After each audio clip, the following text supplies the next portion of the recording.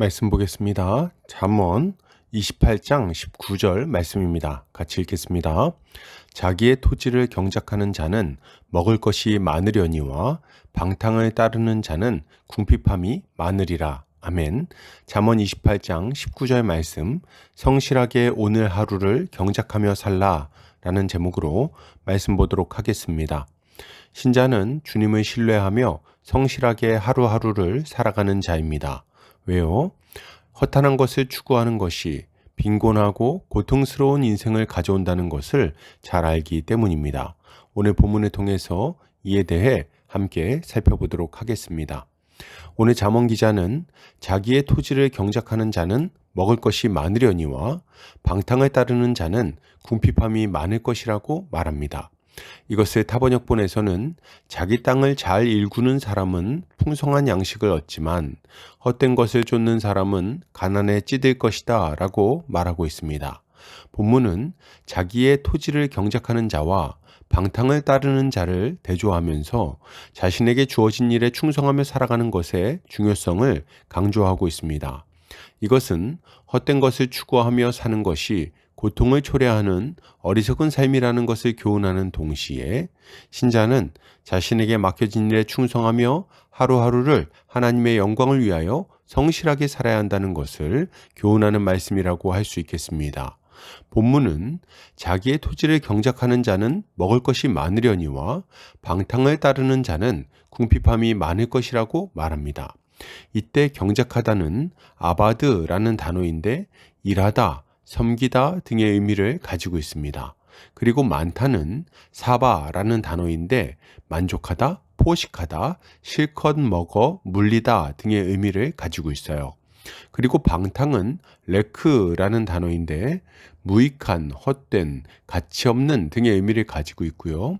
따르다는 라다프라는 단어인데 뒤따르다, 추적하다 등의 의미로 사용됩니다.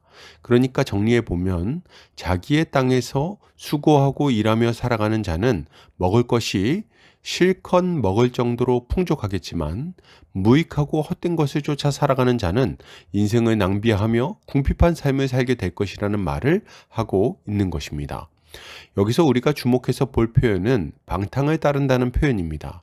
이것은 무익하고 헛된 것들을 추구하고 쫓으며 살아간다는 말이라고 할 수 있습니다.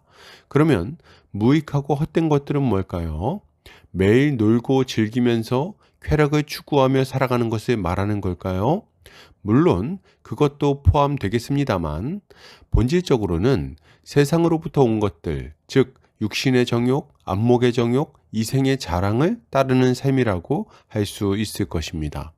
사도 요한은 이러한 것들이 하늘 아버지께로부터 온 것이 아니라고 말하면서 이것을 추구하지 말라고 말합니다.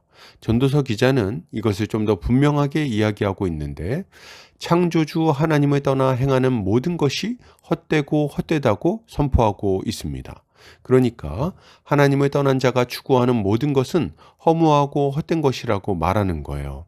재밌는 것은 본문이 이렇게 살아가는 자에게는 궁핍함이 많다고 말한다는 점입니다. 사실 세상 것을 추구한다고 해서 다 가난하게 사는 것은 아닙니다. 도리어 돈을 추구하고 성공을 추구하는 세상 사람 중에는 권세자도 많고 부자도 많이 있습니다. 객관적으로 봤을 때 신자보다 신자가 아닌 사람들이 더 풍요로운 삶을 사는 것처럼 보이기도 한다는 거죠. 그러면 왜 본문은 허무한 것을 쫓아 살아가는 자가 궁핍함이 많다고 말하는 걸까요? 그 이유는 분명합니다. 이들의 인생에 하나님이 주시는 만족과 기쁨이 없기 때문이에요. 이들은 늘 자신이 궁핍하다고 느낍니다.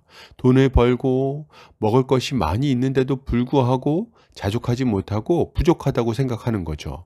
그래서 이들은 자신에게 모자란 것들을 어떻게 하면 채울 수 있을까 늘 염려하고 근심하는 삶을 살아갑니다. 이미 주어진 것들에 감사하며 그것을 누리기보다는 아직 찾아오지도 않은 내일과 내년 일을 불안해하고 걱정하며 빈곤한 삶을 살아가는 거죠. 그러니 그 인생에 무슨 만족과 기쁨과 감사가 있겠습니까? 또한 이들의 인생에는 선한 열매도 맺혀지지를 않습니다. 세상에서는 부유할지 모르지만 하나님 앞에서는 빈곤한 삶을 살아가는 거예요. 이들이 수백 평짜리 집에 살고 있든 말든 높은 자리에 올라가서 사람들로부터 인정을 받든 그렇지 않았든 주님께 그것이 무슨 의미가 있겠습니까? 한평생 맛있는 것을 원 없이 먹어보고 멋진 곳을 수없이 여행했다 할지라도 그것이 하나님 앞에서 무슨 의미가 있겠냐는 거예요. 그러한 것을 추구하며 살아온 인생이 과연 주님 앞에서 평가받을 수 있겠습니까? 그러니 어떻습니까? 이들은 걱정과 염려에 사로잡혀서 하나님이 인생들에게 주신 분복을 마음껏 누리지도 못할 뿐 아니라 한 번밖에 없는 인생을 어리석은 것을 추구하며 낭비하게 되는 것입니다. 참으로 빈곤하고 안타까운 사람 아니겠습니까? 성경에는 이렇게 헛된 것을 추구하며 인생을 낭비한 사람이 많이 등장합니다. 그 중에는 미가의 집의 제사장이 되었던 떠돌이 레위인이 있습니다. 이 레위인은 참으로 어리석은 자였어요. 그는 자신의 성에 머무르며 소임을 감당하지 않았고 이곳저곳을 떠돌아다녔습니다. 그러다가 돈을 많이 준다고 하는 미가의 집에 정착하게 되었죠. 그리고 이후에는 더 좋은 대우를 받으려고 단지파의 제사장으로 가게 됩니다. 참 기가 막힌 일이에요. 이 사람은 돈과 성공을 추구하다가 하나님을 떠나게 되었고 하나님 앞에 많은 죄를 지었으며 악한 열매를 맺게 되었습니다. 그러니 그 인생에 무슨 복된 것이 있겠습니까? 하나님이 기뻐하실 만한 무슨 선한 열매가 그 인생에 있겠냐는 거예요. 그는 자신이 단지파의 제사장이 되어 출세했다고 생각했을지 모르지만 실상은 여전히 하나님의 기업에서 떠난 떠돌이에 불과한 거죠. 그러면 이렇게 헛된 것을 쫓아서 인생을 낭비하며 궁핍한 삶을 살지 않으려면 어떻게 해야 하는 걸까요? 본문은 자기의 토지를 경작하며 살아야 한다고 말합니다. 자기에게 맡겨진 땅을 일구고 경작하면서 하루하루를 성실하게 살아가야 한다는 말을 하는 거예요. 참 간단하지 않습니까? 이것은 하나님의 백성들이 하나님께 소망을 두고 믿음으로 자신에게 현재 맡겨진 일을 성실하고 정직하게 감당해야 된다는 말을 하고 있는 것입니다. 여러분, 이것이 왜 인생을 지혜롭게 사용하는 모습일까요? 자기 땅을 경작하며 사는 것이 왜 믿음의 모습이냐는 거죠. 여기에는 세 가지 이유가 있습니다. 첫째로, 이것은 하나님의 명령에 순종하는 모습이기 때문이에요. 이스라엘 백성들에게 땅은 각별한 의미가 있습니다. 하나님께서 그들에게 주신 기업이었어요. 하나님께서 자신의 백성들이 종신토록 대대로 먹고 살 수 있도록 주신 삶의 터전이었죠. 그리고 이 가나안 땅을 기업으로 주신 하나님께서는 각 사람이 그 기업에서 떠나지 않고 그 땅을 경작하면서 하나님이 명하신 거룩한 삶을 살라고 명령하셨습니다. 그러니 자기의 땅을 경작한다는 것은 무엇을 의미합니까? 부정한 방법을 사용해서 부를 추구하지 않고 하나님의 말씀에 순종하며 거룩하게 살아가는 모습이라고 할 수 있는 거예요.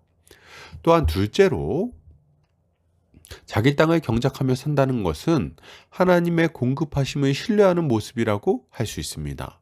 이스라엘 땅은 비가 오고 안 오고에 따라서 그 풍작이 심하게 좌우되는 환경이었습니다. 그런데 다른 것으로 먹고 살 생각하지 않고 땅을 경작한다는 것은, 그것도 자기 땅을 경작한다는 것은 오직 하나님만을 믿고 의지하며 그의 공급하심 가운데 살아가겠다는 것을 보여주는 거예요.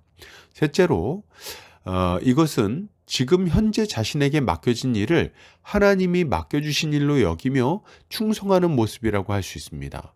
이 사람은 헛된 것을 추구하며 현재 맡겨진 일을 소홀히 하지 않았습니다.